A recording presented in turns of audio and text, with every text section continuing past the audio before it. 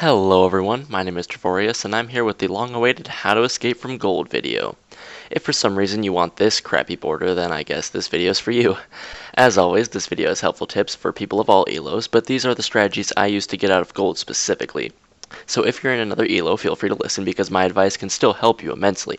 So with that in mind, let's get started. Tip number 1 is start maining a champion. For me, I climbed from gold 5 to plat in about 2 weeks by playing almost purely Renekton. As you can see here, my most played champion is not Warwick, it's Renekton, and this is because when Renekton, Mundo, and Shyvana were the only viable top laners and Renekton wasn't nerfed yet, I owned solo queue with him. So of course, I, being the resourceful individual I am, learned the ins and outs of Renekton and grinded out game after game until I was plat. Now you can use this method in one of two ways.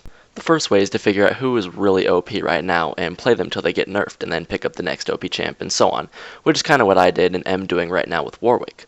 This will also result in you having better knowledge of many champs and roles since you'll main a champ for about a month before you switch to a new one. The second way is just to pick a champ you're really good at and enjoy, even if they're not meta, and play them a lot. I've seen lots of people do this throughout the ranks and it usually works pretty well for them. Once you've played a ton of games with only one champ, it's almost like second nature to play them. This means that you can start studying advanced tricks your champ can do, or you can focus on your gameplay and decision making since you already have the mechanics imprinted on your brain. Now don't take this advice as permission to be a complete jerk who says something like Zed or Fee. No, that's not what I'm suggesting. If you have to play another role, that's fine. You either man up and play the role, or you just dodge. But you don't threaten to troll, and you don't try to make somebody else dodge just so you can get your champion. You should still have general knowledge of other roles, and a decent champ pool for those roles while specializing in your one champ. But if you're not the kind of person who wants to play only one champ, then my next tip is for you. Learn to teamfight well. In gold, people's skill levels are starting to get closer, meaning less games are stomp fests and more games are pretty close. Teamfights are usually what separates the good gold players from the bad ones. Anyone can win a teamfight when they got super fed in lane, but the true test of teamfighting skill is when you're close in items and gold or even behind. And of course, being the good-natured and benevolent person I am, I wouldn't just say teamfight better and leave you in the dark on how to do so.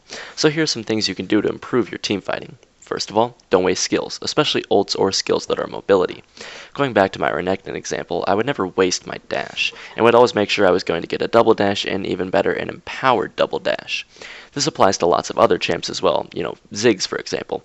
Don't toss your satchel charge for extra damage unless it results in a kill. Instead, use it to move yourself or another champ to where you want them to be. Another tip is make sure not to tunnel. Tunneling is when you only focus on one thing, whether it be diving the ADC, chasing that low Nidalee away, or trying to keep taking Baron while your team fights the enemy.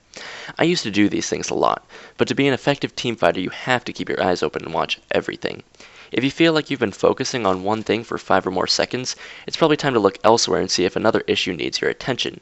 Is there a low health champ you can kill? Do you need to peel someone off your ADC? Does a low health teammate need a heal or, assistance? Simply being observant can help your team fighting immensely. And the last tip is position yourself well.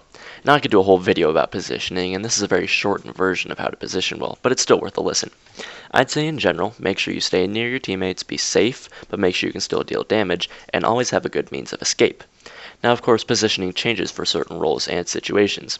A tanky support, for example, probably wants to position themselves in the middle of the enemy team to get as much of their AoE as possible, even if that means tanking a lot of damage and dying.